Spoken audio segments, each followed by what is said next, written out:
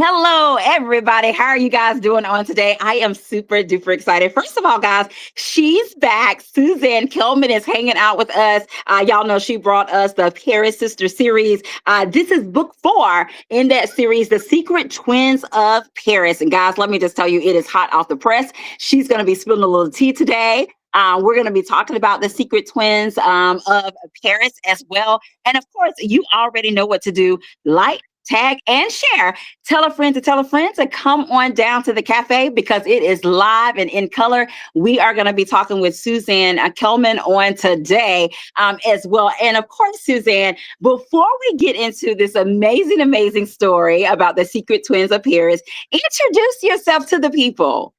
Oh, okay. My name is Suzanne Kelman. As Angela said, I'm an author. I do women's fiction, and historical fiction is the one I've been doing the most of. And yeah, I've been writing I didn't start writing until my mid-40s. So, it's never too late, to be writing. So, yeah. I love that. I love that, guys. Thank you so much for joining us on today as well. Now, Suzanne, this is book 4, and some of the readers may be like me, where they are totally invested in this series. They've been along the ride and the journey from book 1 as well. But for you, to kind of bring some people up to speed, what inspired this series, the Paris Sister series? And guys, this is historical fiction. This is World War II or what have you. But these amazing sisters, let me just tell you, each one of them have a remarkable story. But I would love for Susan to share with us, what was the origin of this series? That's a great question. And my editor and I sat down at the Oxo building in London, right opposite the Thames. And she said to me, "What do you want to do next?" And I had this idea during COVID. I was looking around. It was very early in COVID. And I came across a YouTube video of people in Italy, a little tiny road. And they were all sitting to one another on this. And it was really moving. And I remember thinking, even though nobody could leave their building, I remember thinking, wow, even when things are the hardest, that the arts, singing, music, theater become really valuable to us because that's a way that we connect. Yeah. And so I had this feeling of what if I was to write a series where I was tapping into that sort of strength of people being in the arts. And so that's what really started. That was the nugget of how can I write about that? And then from that, I sat down with my editor and I told her that idea. And she said, well, what if you make it a group of sisters? What if each one of the sisters is talented in some way and you can bring a story from the resistance, that taps into whatever they do. And I thought that was a great idea. So that's kind of how it was born. And we sat down and we mapped out each of the sisters' journeys, kind of just very roughly at that point, which sister would be who and what they would be doing. And then now we're already on book 4, and I just have one. That's crazy, and it's been a great ride. And I've really enjoyed doing the research on the last one was all about a theater. And so just doing the research on the Paris theater about the ballet during that time, and it was just fascinating, to do the research about what they were doing in the resistance during that time. Wow. And again, guys, this is a series. You don't have to read them in order, but if you read them in order, it just makes sense. There is The Last Day in Paris. There's The Bookseller of Paris, The Paris Promise, and now The Secret Twins of Paris. There is a prequel that's The Paris Orphans as well. So, of course, you can go back. You can check out her backlist. But today, guys, we're talking about the 4th book in the series, The Secret Twins of Paris. Y'all, take a look at that cover. Suzanne, please share with her. God, offline, I was sharing with Suzanne. I was like, the covers for this series have been just amazing. But when you got your final results for The Secret Twins of Paris, what was that like for Suzanne? Oh, amazing. I really loved this cover. And it was so funny because when I was pitching it, they were only going to have one child on there. And I was like, oh, this is really about twins. They'd not forgotten, but just in the, whatever the the organizing, they'd forgotten there was actually two children in this book, and I said, oh yeah, I think you're going to need to put twins. And so that was so cool, because I love the fact that they have the twins on there. And yeah, and I remember when I got the cover, and I was really emotional because I was like, it's so beautiful. The colors are so beautiful on it. Yeah. Wow. Y'all, oh my goodness, take a look at this cover as well. It is amazing, guys. It's available in ebook, it's available in print. We'll be sharing with you in just a bit how you can get your hands on a copy of this, how you can get stories from her backlist for this as well. She has other series, but this is the Paris Sisters series. And y'all, let me just tell you, it is put downable. It really is. There are some gut-wrenching, heart-wrenching moments in here. It's all the feels. Yeah, I know I love a story that's all the feels, but I want for you to share with us a little bit about, let's go back to the origin of it just a little bit. And even as it speaks to the Secret Twins of Paris, what was that spark that inspired this one, like book 4? And knowing that, okay, it's going to be about these twins that are separated, all of that good stuff as well. But what was that spark to say, you know what, I have to write this story? Was it the twins itself? Was it the letter? Was it the Paris setting? What was that for you? I think it was a combination of all of that, because it comes from pieces. And the reality was, if you've read The Paris Orphans, which of course is each of the children, we meet them as adults in the series, in the contemporary storyline, but in the Paris Orphan we go back and see how they became this group of children and what happened and how they got there. And that's actually free for anyone that wants to download that. If you want to start the series today, it's a prequel. It's called The Paris Orphan. So please go ahead and do that. But I really like the idea of having twins separated for decades and both thinking the other was dead. And that really kind of inspired me. How would that work? How would they feel when they met each other? Where have they been? What was it like to be a twin and be separated?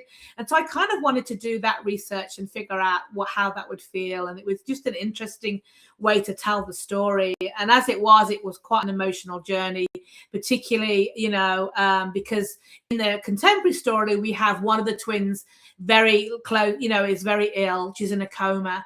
And the last wish she asks of her daughter is to go and find her twin sister, because she still believes that she's alive, even though she's in her 70s, So it's like, yeah. So it was kind of, we've got a little bit of a ticking clock. Like, is her mom going to make it? Can she find her in time? And I kind of like that experience. Now, I want to ask you this, Suzanne. We're going to dig a little bit deeper here. Because this novel, it actually begins with this like revelation that actually reshapes the whole like family history, family dynamic with what you share in the beginning, or what have you. But for you, what emotional truth were you hoping to explore through that moment of them having that realization of wow, like we are really finding out something that reshapes the history of our family?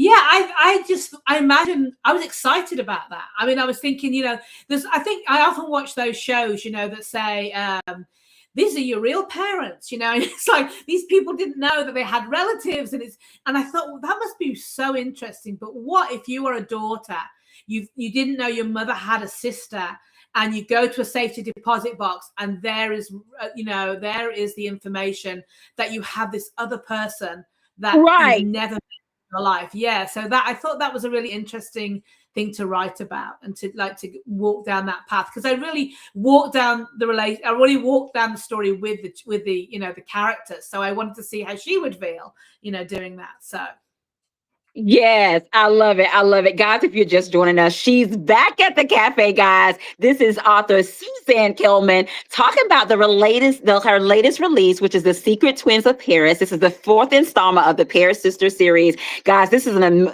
amazing series. I have been invested since book 1 of this particular series as well. Check out that cover as well. Now, for you, Suzanne, what is it about, if you can share with us, what is it about historical fiction that Suzanne Kelman absolutely loves? Because you do it so well. Oh, thank you. No, I just love, not just the horrors. I know there were some horrors during the war, and all of my books, they touch on that, but I don't get graphic at all.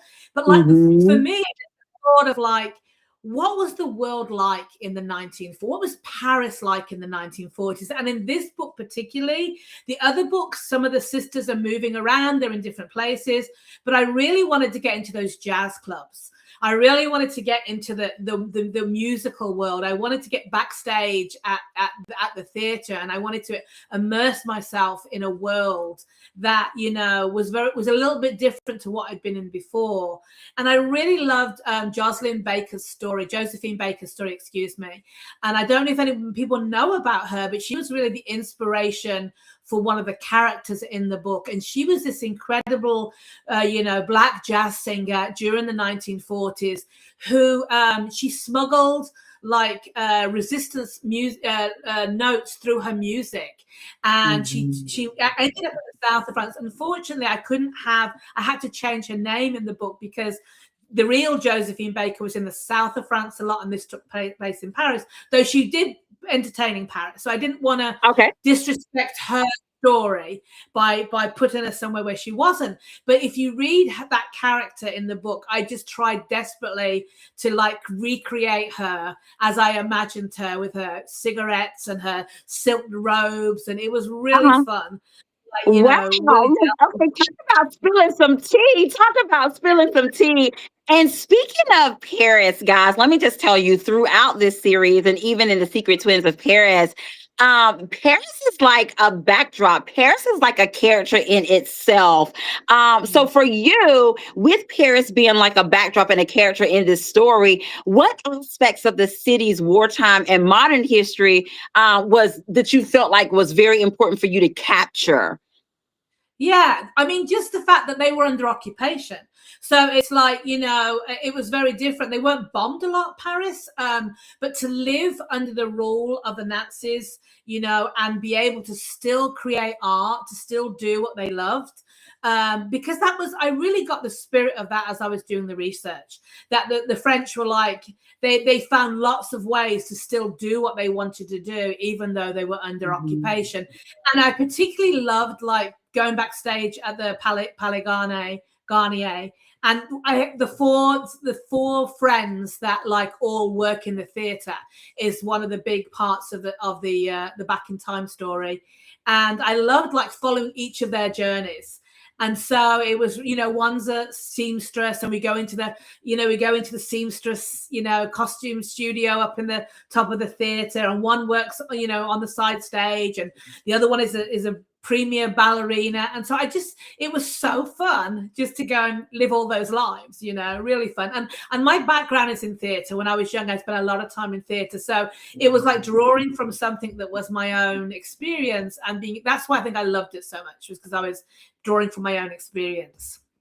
I love that. And I'm a creative girly as well. So I love the arts. And one of the things, guys, if you are a creative person, one of the things about this series is that each book focus on a different principle of the arts. I mean, like you have one of the books where it was more with the paintings and things of that nature. You have one that is a bookish one, the one about the bookseller, as well. And you have one, dealing with theater. Again, it's just amazing to see you to bring that side of it, because during that time, the arts were very important, and it kind of helped, people, keep sanity, if that makes sense, as well during that time frame. Now let's talk about the characters just a little bit in this story. And so is there a character that you wrote in this particular book that was kind of exciting for you to write, but then on the flip side, is there a character that was a little more complex?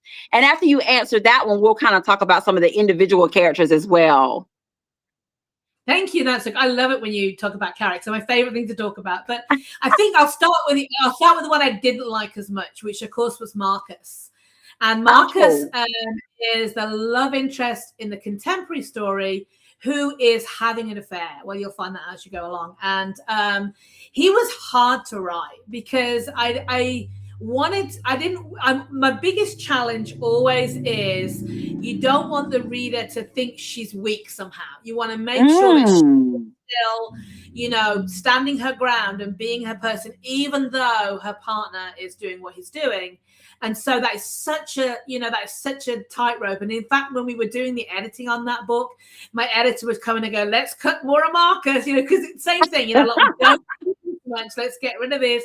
We know where she's going. We get it. We don't have this argument. It doesn't have to be so long. Do we need him here? And it really was just, let's keep, because he wasn't that important to the storyline, apart from the fact that I wanted him. I'd never written about a woman that was that a character that was going through that, and I felt like an interesting thing to write. So that was why. So yeah, it was. I didn't like him, and I have to say my favorite character was Effie, which was the mom in the contemporary story. She runs an art gallery. She's in her 80s. She wears these flamboyant clothes. She's the woman. She's kind of like your mom or your grandma. She's like that voice in the story. And she was so fun to write. So I really enjoyed writing her, because she kind of is, she knows it all. And she ends up kind of, you know, matchmaking her with somebody else. And I think that was, I really enjoyed that character to write. I love that. I love that. And of course, you know, let's talk about Lily's character a little bit. What can you tell us about Lily's character? So Lily was, Lily is the protagonist in the contemporary story. And she is the one that's out there trying to find this twin sister. And she was I liked the fact that she was so committed. I wrote to say she was really committed to what she was doing, but also like, meets a guy, but she's faithful to her husband, and she's that person who is integritous and wants to do the right thing and wants her mother to find, you know, this other twin. And then you have her sister Claire, who has a minor character role in the book, and she's the caretaker. She's staying with mom while Lily goes and does this. And there's a moment where, you know, Lily feels guilty. I should be here. Why am I not here? And, you know, Claire's sort of saying, but you're doing what she really wants you to do, which is to find her sister before she passes. Basically, they weren't sure she was going to live. So it was like, I love the fact that, and she goes everywhere. She really is committed to making sure that she finds that twin for her mom. Yeah, and of course, look, Suzanne, you have to tell us a little bit about Gigi. What can you tell us about Gigi's character?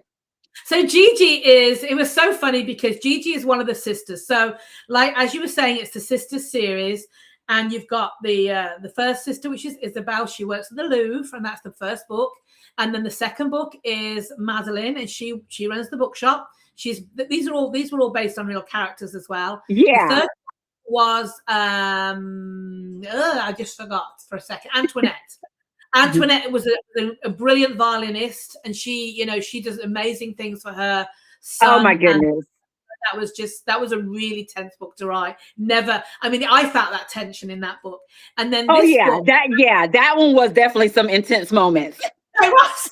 And what I was glad was, I thought this is a little bit of a palate cleanser, because it really very, like, there's a lot of imagery in this. It's very beautiful. There's a lot going on, because the next book is really intense again. So I kind of wanted to take a breath of beauty, of Paris, of being in. But I mean, you know, it's still the resistance. There's still stuff going on. The last book is very intense. So I kind of thought, I don't want to do 3 intense books in a row. So this was kind of like a take a breath, because we're coming to the end of the series, and there's some pretty serious coming up. So wow. Which is what I'm writing right now. So yes, Suzanne. Again, guys, if you're just joining us, we're hanging out with Suzanne Kelman. This is the Paris Sister series. This is book 4. It's called The Secret Twins of Paris. We'll be sharing with you in just a bit how you can get your hands on a copy of this particular story as well. And one of the things I want you to talk about, and guys, she's going to read a snippet in just a bit, is that we didn't talk about Julian yet, but Julian becomes both a guide into the past and a quiet source of comfort in this book as well. But what role does she play in Lily's healing, if you're able to share a little bit about that? Julian? You mean the love interest? Yeah. Well, what I loved, so this was another idea I had for Julian, was like, what if you come across a camera from the 1940s and you find a roll of film in it? and you don't Wow. know what that's going to be. And that kind of was like, that was the inspiration for that character. I'm like, Okay. what's in the roll of film? And so what is in that roll of film is a whole bunch of clues to Lily's story. And, Wow. one of the clues is she goes to the exhibition. She knows this roll of film is being shown, and he's going to be talking about it.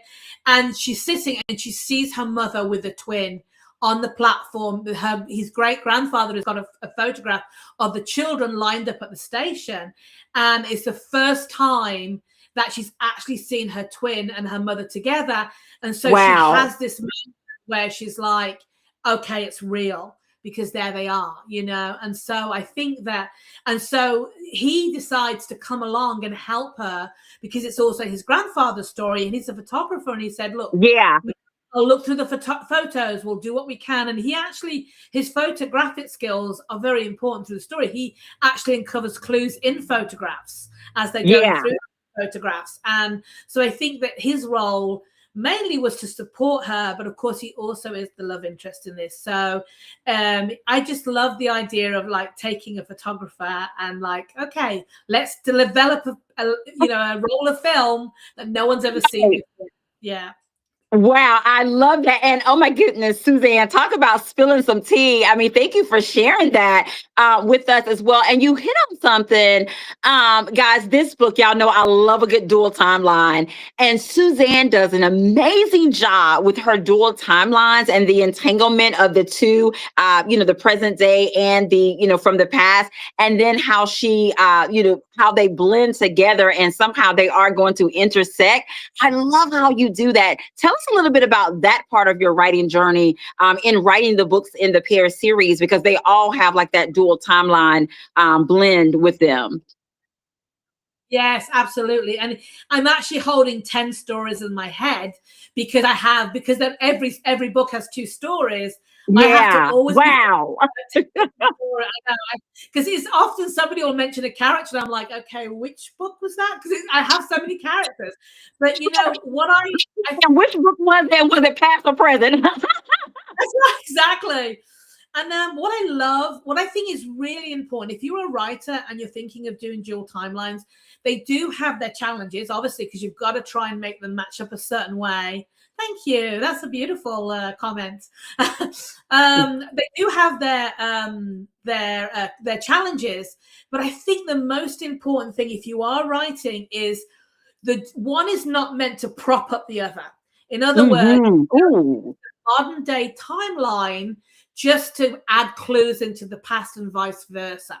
Yeah. I always believe that each story should stand on its feet. So if you never had Yeah. a story, you should just be able to read one or the other and be totally fulfilled within the story. Because I think that's what makes a really good dual timeline, because you're invested in both stories and you're not thinking, oh, well, I don't understand that. And then in the next chapter, they tell you in the modern day story what that is. And I think that makes it a little easier. But I think a reader loves to be like following the story with those characters as though they're unfolding as they go.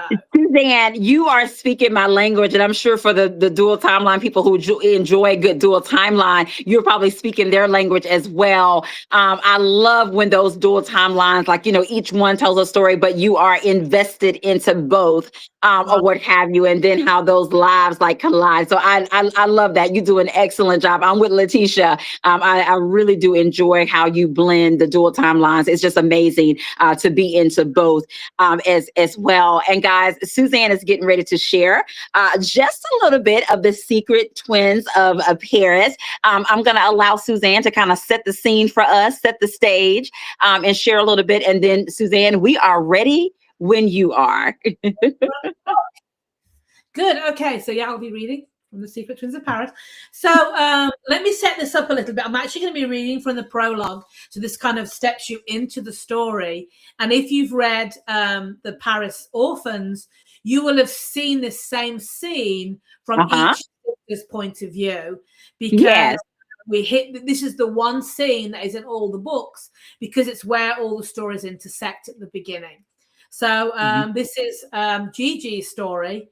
in this prologue. So I'm going to take my glasses off for this. Paris, January 1943. The train whistle pierced the fog, its shrill urgency pulling the platform taut.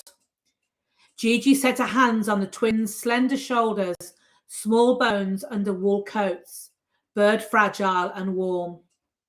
The engine spat steam that came rolling towards them as two young faces tipped up to her, identical chins quivering, their wide-eyed gazes searching for an answer she couldn't give. Her stomach clenched. Am I doing the right thing? Sending these children away? The question rolled through her like an ache. But these girls had no one now. Their father was gone, and their mother had made a heart-wrenching decision to keep them safe by keeping their identity a secret. Gigi tried to offer a smile. That didn't tremble. She tightened the scarf on Rebecca's throat and adjusted the beret over her twins' Rachel's brow. Remember, she whispered, gripping each word to keep it from wavering. Do everything Charlotte tells you and you will be safe. She wished she felt as certain as the words. The truth was hard. The road ahead would be long. And when they returned, if they returned, who would be waiting for them? Gigi's sister Charlotte called through the mist, gathering the other children she was taking to safety. Gigi announced. Her eyes met the little girls. Fear and bewilderment mingled as their breath came in a short, sharp burst of frigid air. They were doing their best to keep it together. You are so brave, she whispered. So strong, my beautiful ballerinas. She brushed back hair from their temples and kissed each forehead. No matter what happens, take care of each other. She guided them hand in hand towards the carriage. At the door, Rebecca turned and raised a hand to wave a final goodbye, and Rachel followed. Two small, fragile gestures that made Gigi realize just how young and vulnerable they were at only 10, in a world where their only crime was being Jewish. Now they were gone from her, gone maybe forever. For a long beat, Gigi stood with her hands still in the air, as if their fingers would come back to fill it. The platform winded around her. The fog pressed in. Something inside her slipped its hold, and the sound that tore out of her wasn't a breath, and it wasn't a word. It was a sob. Y'all, there you have it. That is the prologue of The Secret Twins of Paris. And Suzanne, you touched on something just a little bit ago before you started, when you were setting up, reading this particular scene. That's one of the scenes that I enjoy in each one of the books, because again, because it does show up in each of the books, and it's nice to see each one of their point of view and their perspective of what was going on during that scene. Letitia, yes, heart-wrenching. Okay, heart-wrenching as well. But I really loved how with each one of the books that we revisit that scene or what have you, and then you get the perspective from whoever's story that it is. You get their perspective of what is going on in that world around them at that particular time. So thank you for sharing that particular snippet with us as well, guys. If you're just joining us, we are hanging out with Suzanne Kelman. This is book 4 in the Paris Sister series, The Secret Twins of Paris. And of course, as Suzanne, we have to, we're going to play a round of this or that. But before we do that, I kind of want to do like a little one-word association. So I'm going to give you like a phrase. And then if you can give me like one word based on that particular phrase or what have you. So if you're thinking about the mother in this story, The Secret Twins of Paris, what is one word for the mother in this book? Heartbroken. Ooh, okay. How about Lily in one word? Let me think about this for a minute. Lily. Okay. I would say she's brave. She makes some brave decisions in this. Yeah. Okay. Oh, this is a good one. The twins in one word. I think I've got to think of the right word for this. They are like committed. Like they are like inseparable. They're like, I just love the fact that they are this isn't one word, but like I'm trying to think of the right word, that like their tenacity to find each other. Tenacity would be a really good word, because Okay. although Ooh. they're both searching for each other and they never give up. So Wow. Wow. Now, okay. Now, Suzanne, I got to lean in for this one. So, one word, think about it a little bit. A scene you wrote that mhm. still sits with you in one word. Oh yeah, yeah, heartbreaking. The Ooh. end. The end is pretty heartbreaking. So yeah, Ooh. cried. Okay. Okay. I So, was I cried all the way through writing it, and I cried when I read wow. it. And one of the things, Suzanne, I know myself, and I'm sure the people who are watching, I love the behind the scenes. So just you sharing that little bit of tea with us was behind the scene of even the emotions that you were going through in writing it. And a Well, lot of times I find that some of the emotions that authors go through when they are actually writing out the books, oh, it come across on the page. And then as we are reading and enjoying it, it's like, wow, sometimes we can feel, those emotions come up as well. So thank you for sharing that behind the scene. And of I course, must we're going to do it. tell you, Angela. Somebody recently said to me, "How do you know when the book's finished?" And I said, "When somebody's Ooh, crying, literally wow. crying, or whoever's reading it's not crying." Leaned in. I was like, okay. Well, because even when you're writing a really heartfelt scene, you have to Hmm. get the beats right in it. It's not you can't just you have to build up to it. We have to feel it in every character. We have to know what they're all thinking, and then you have to have good lines that aren't corny, Mm. that work for the scene, and then you have atmosphere. And it takes a lot to write a quiet, even though you watch them on movies and that, and they seem very natural. It takes a lot to build that scene so that the reader, you have, so once you get the emotion yourself, then I know the reader's going to feel that too. And I have to be honest, I write those scenes many, many times, 30, 40 times. So it gets Wow. the right emotional beat, because I want my reader to feel it. And there's certain scenes, like the opening scene and the closing scene, I write maybe 50 times, because it's so Wow. important Talk how you about it being committed to the yeah, process. so Wow. important how you come into a story, and you got to feel it from the beginning. What is the story? And I don't want my reader to trip on one word. So I'm really like hone it down. And the end of a story, we've all read stories where it's been good and then the ending has sucked and we've been so sad. And it's really important to me that we're all crying at the end in a good way, not in a sad way, You're but like, I work a lot at those scenes so that I feel like it pays off for my reader. I want my readers to really love the book and really love the characters. So wow. Oh my goodness, Suzanne, look, I feel like I mean, that was some tea. Okay. yeah. Okay, so Suzanne, we're gonna play a quick round of this or that, my friend. But it is this or that, the Secret Twins of Paris edition. Are you ready, my friend? I like it. Okay, here we go. Black and white photos or handwritten letters? Black and white photos or handwritten Come letters? on, Angela. Oh, okay, black and white photographs, because they just Okay, okay. Lily's determination or Lily's vulnerability? ooh, vulnerability. That's a great word for her. I Okay, love okay. Oh, I'm definitely want to hear your answer for this one. The mother's silence or the mother's strength? strength. And Okay, that's why okay. she is silent, because she just, she's looking after her. When you read the story, you understand why she's never told them. So yeah, mother's Yeah. strength. Okay, this is a good one. Julian the researcher or Julian the romantic?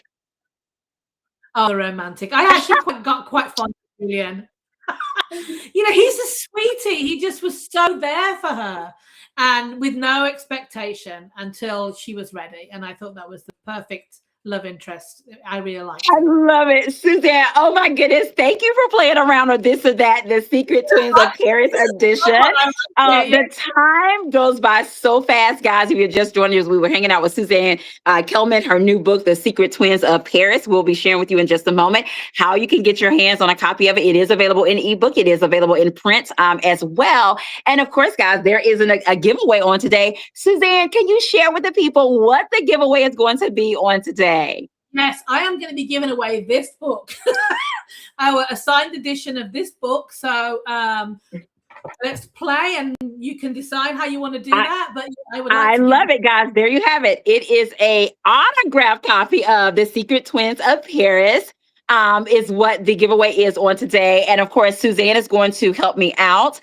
We're going to go up and down the comment sections on today. And Suzanne is going to tell me when to stop. And that person will be the winner of an autographed copy of The Secret Twins of Paris. Okay, Suzanne, I am ready when you are. Okay, I'm feeling it. Okay. Stop. Helen Gibson, it's your day, my friend. You are the winner of an autographed copy of The Secret Twins of Paris. If you will inbox me your information, I'll be sure to get that over to Suzanne Kelman, and we will get out your autographed copy of the book. Thank you guys so much for joining us. Congratulations to Helen Gibson on today as well. Suzanne, it has been amazing, my friend. For you stopping back by the cafe and hanging out with us to talk about the latest installment in the Paris Sisters series, my friend. I want to allow you the last words of what you want to say to the people. So I want to really talk about hope. I know that's a strange thing to say, but the one thing that I really take away from these stories is hope. Because these people go through incredible things, and a lot of them, remember, are based on true stories. And I sometimes we can think of war stories as kind of sad or as depressing, but actually, when you see everyday people like step above themselves to take care of each other and to hide Jewish children and all that, it just gives you a lot of hope. Yeah. So as you read historical fiction, hopefully if you read my books, I would like to think that you take away hope, that things are always going to get better. I guess that's what Yeah. And Suzanne, I want to mention to them, just in case they want to go back and read the backlist of this particular series, guys. You have The Last Day in Paris. You have The Bookseller of Paris. You have The Paris Promise. Notice they all have Paris in them. And then the current book is The Secret Twins of Paris. And you can also read The Paris Orphans, which is kind of like a prequel to this whole series as well. And of course, Suzanne, please share with us, how can we get our hands on a copy of The Secret Twins of Paris? Well, you can get them on Amazon. That's where they are. And it's in KU. So if you're a KU reader, you can get those for free with your KU account. And also they're on Audible. So if anybody likes to listen to a book, I have them in Audible, paperback, obviously KU and Kindle. So, whatever works for you. I love it. So guys, did you hear that? It is also available in audio. I am an audiobook girly as well. So all three formats, whatever suits your fancy, you can get it. You can get it in Audible. You can get it in print. You can get it in ebook as well. So I love that. I love that as well. Thank you so much, Suzanne, for joining us today at the cafe.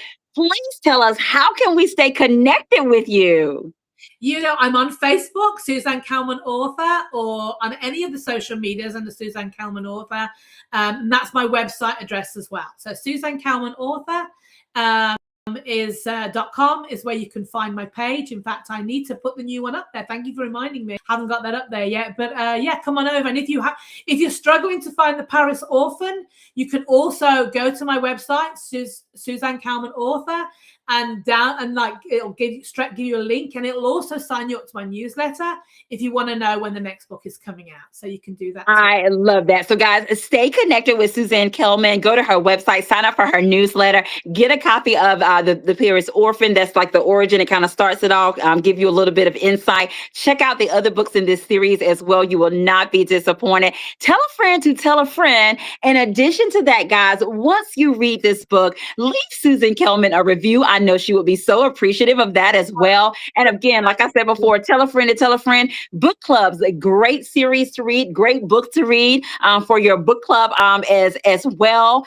And again, guys, this is just an amazing series. If you are a historical fiction person that you enjoy historical fiction, if you enjoy historical fiction that got the backdrop of World War II as well, this is an amazing, amazing story and an amazing, amazing series as well. That is our time on today, guys. It has been amazing hanging out with Suzanne Kelman on today. And of course, guys, stay connected with me. If you have not subscribed to my YouTube channel, what are you waiting for? Subscribe to Angela Anderson YouTube. There are literary cafes that are on there as well. So definitely subscribe to my YouTube channel. Follow me on social media.